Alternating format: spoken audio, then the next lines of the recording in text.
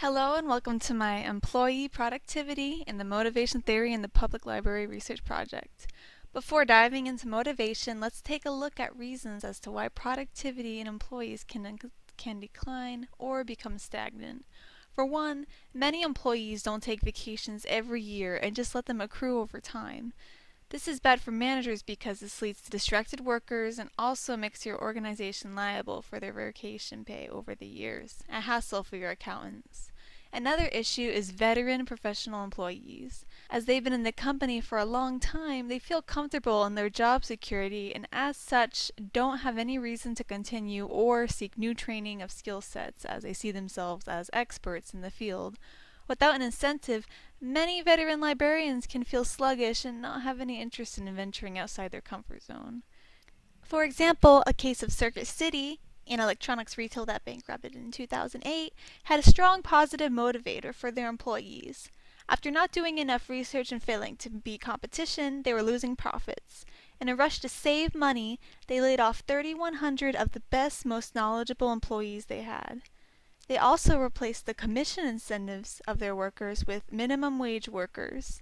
As previous employees thought this was unfair, they left and found other jobs or they just didn't sell as much. As the environment didn't have any more incentives, this led the company to its doom.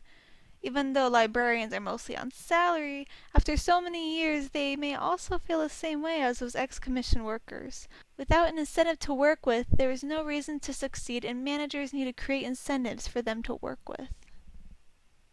An incentive environment, for example, could be creating more invitation for a gift card or earning praise and recognition. With different programming going on daily in each department, public libraries are often faced with a rotation schedule every day with the same tasks. As such, it's up to a manager to create a new stimulus of events and projects other than the daily tasks to help promote emotional and internal psychological activity. Now, let's move on to the definition of motivation.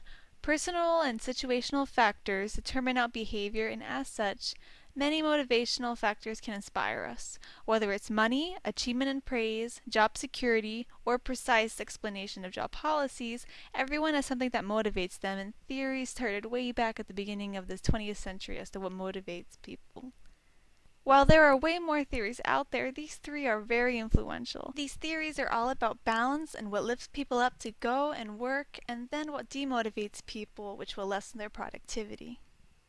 The general idea is that managers have to balance both motivators and demotivators, while also satisfying basic and emotional needs before an employee is happy.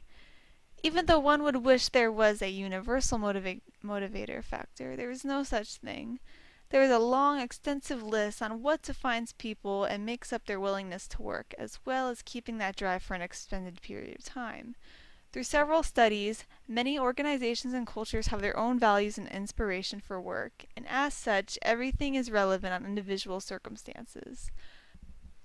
For example, through a Maslow's motivation study in Ghana, Africa, it was reported that two libraries with about 150 employees reported starkly different results. One city, which was reported in the city section with the highest cost of living, had employees that felt more money was the most important motivator. The other library, that didn't have to worry about the city costs, felt that instead they wanted their physiological needs met first. For managers, there are several ways to boost motivation and productivity. One is to create teams. By creating teams, especially with other departments, a closer interpersonal office relationship can be formed and an appreciation for other departments can arise. By pushing forward and assigning individual creative leadership projects, giving employees authority without needing a manager, employees are empowered. Boosting employees' confidence that they are trusted and relied on by managers, appreciation is felt by employees. Even employees with the excuse, "I'm not creative," have shown through studies that with leadership positions, they can foster creativity as well. Now, for managers, it is very important for you to evaluate and listen to your employees. It is up to managers that employees stay productive and keep a strong workflow cycle. Employees need to keep in a healthy state of mind, and by accessing your employees' characteristics, such as what incentives drive them, you can create a great work environment for them and help them succeed. After all, without a happy employee leads to an unhappy patron. Thank you, and that concludes my presentation.